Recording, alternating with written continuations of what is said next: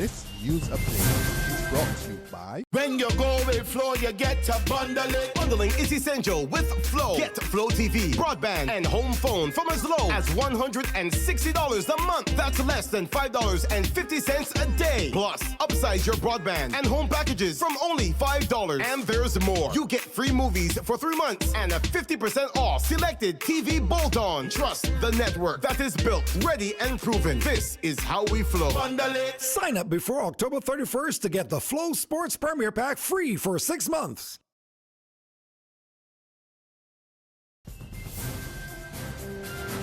It's Thursday, October the 20th, 2016, and this is your Barbados Today Evening Update. I'm Emmanuel Joseph. Thanks for joining us. Topping the news at this hour, industrial action is looming over the government sector. Sources close to the National Union of Public Workers tell Barbados Today the action could hit strategic government departments between this weekend and Monday in protest against an accumulation of non-responses to various burning concerns affecting public officers. While not revealing any more information on that, the sources, however, warn that if the current salaries negotiations with airport management are not resolved, that department will also be rocked by protest action. The National Union of Public Workers, meanwhile, was meeting this afternoon with management of Grantley Adams International Airport to negotiate an 18% salary proposal submitted by the union for 2015-2016. Just hours before the meeting, General Secretary of the union, Rosalind Smith, told Barbados Today the airport management will come to the table with its own offer, and she anticipated a quick resolution. And striking Jada workers are back on the job. 75% of the workforce down tools today after a breakdown in communications over salaries negotiations. The workers at the Lee House, Sunset Crest, and Garden St. James had abandoned their work. Some workers said the strike was as a result of a denied salary increase and poor working conditions. Outspoken Government Minister Donville Inniss has taken a swipe at labor unions and some so-called wannabe scholars for taking an anti-private sector approach to the collection of garbage across the island. Addressing the opening of the International Business Week conference at Hilton Resort this morning, Inniss, who is the Minister of Industry, International Business, Commerce and Small Business Development, also issued a call for some government agencies to be urgently divested. Here in Barbados, we must seriously respect and accept the role of the private sector in economic and social development. This anti-sector, private sector sentiment that raises its ugly head from time to time under the guise that the state must and can do more, be more involved, and it's better for us to tax all to pay for inefficiencies, is a view that needs to be relegated to the dustbin of irrelevance. When I see scholars and wannabe scholars, as well as some potential and maybe existing labor leaders, making a ruckus, for example, the state engaging our domestic private sector to assist in collecting garbage, I shudder. The 17-year-old boy who appeared in court this morning charged in connection with a sex video that's been circulating on social media has been released on $5,000 bail. Kwame Everton Deshawn Yearwood of Grove Tenantry in St. George is accused of serious indecency of a minor. An offense police said was committed last month. Yearwood was the subject of the social media posting showing a young man engaging in inappropriate sexual conduct with a secondary school girl.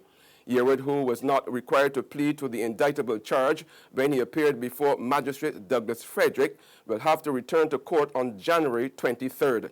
The story of the sex video was first broken by Barbados Today on Tuesday. A St. Michael man who has been on the police wanted list has surrendered to law enforcement officials. 42-year-old David Reeves of Holders Land, Kew Road, Bank Hall, gave up himself to police yesterday, accompanied by an attorney at law. All police spokesman acting Inspector Roland Cobbler will say is that Reeves was now assisting them in their investigations.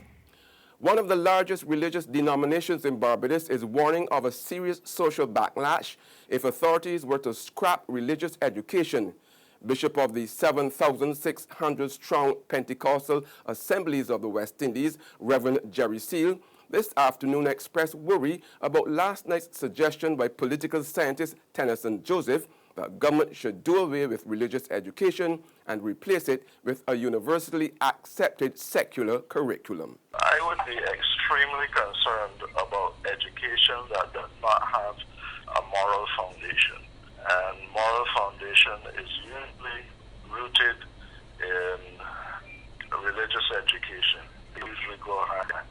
And an entirely secular delivery of education without a moral foundation cannot be in the best interests of Barbados or any other country. There's regional and international news after this short break.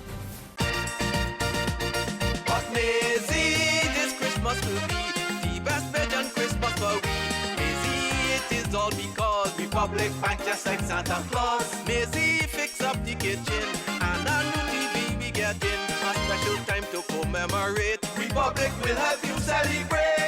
Get ready to celebrate 50 years of independence right through to the best Bajan Christmas ever with a Make It Happen loan of up to $50,000 from Republic Bank. Give your home a good old Bajan spooser, buy some new furniture and appliances, or take an after-holiday trip to visit loved ones over and away. You could also be one of our lucky winners to share in fabulous prizes. Just visit any branch to apply. Go to republicbarbados.com or call us at 227-2700. We're also available via Skype and FaceTime. Special conditions apply. In Bajan style, it will be great with Republic Bank. Republic Bank, we're the one for you. The world, now evolving faster than ever. Products upgraded at the speed of a blink. Ideas becoming obsolete before they're realized. How do we keep our heads above water and swim? Find out when BIDC presents Innovate Barbados 2016, a conference designed to inspire and share practical solutions that will help business leaders and entrepreneurs alike transform tomorrow today.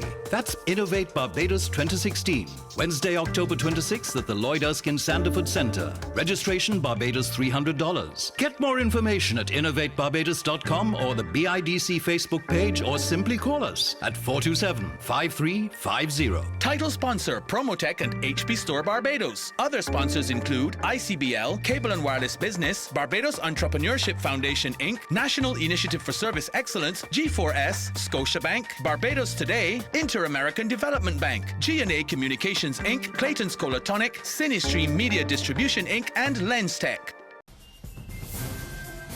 We're back with news from the region now. Trinidad and Tobago's opposition United National Congress has lost its last battle to have a court-ordered fresh elections in 5 marginal constituencies. All 3 justices on the Court of Appeal yesterday delivered a unanimous decision to uphold the High Court ruling that maintained the results of the general election on September 7th.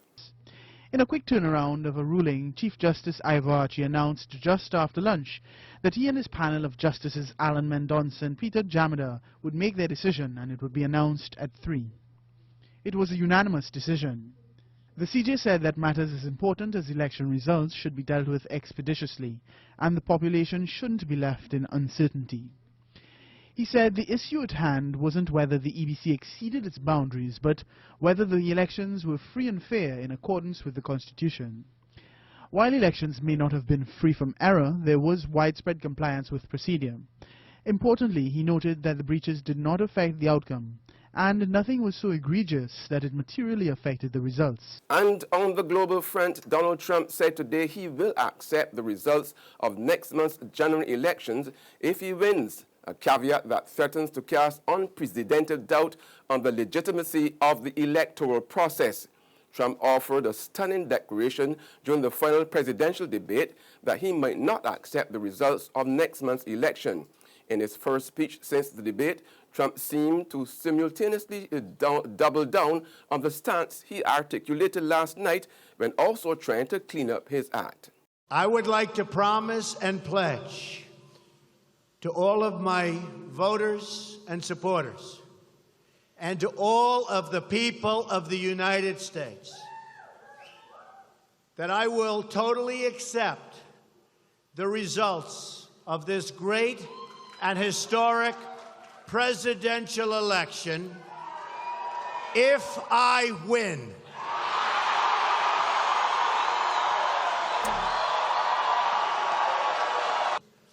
If Al Gore or George Bush had agreed 3 weeks before the election to concede the results, and waive their right to a legal challenge or a recount, then there would be no Supreme Court case and no Gore versus Bush or Bush versus Gore. That's news, but for the very latest, visit our website at www.barbadostoday.bb. Also subscribe to our e-paper, email updates, and like us on Facebook. We are also on Izumi Media in bus terminals, or screenplay at supermarkets and gas stations near you, as well as Channel 99 on Flow TV and Mix 96.9 FM. I'm Emmanuel Joseph. Have a fantastic evening.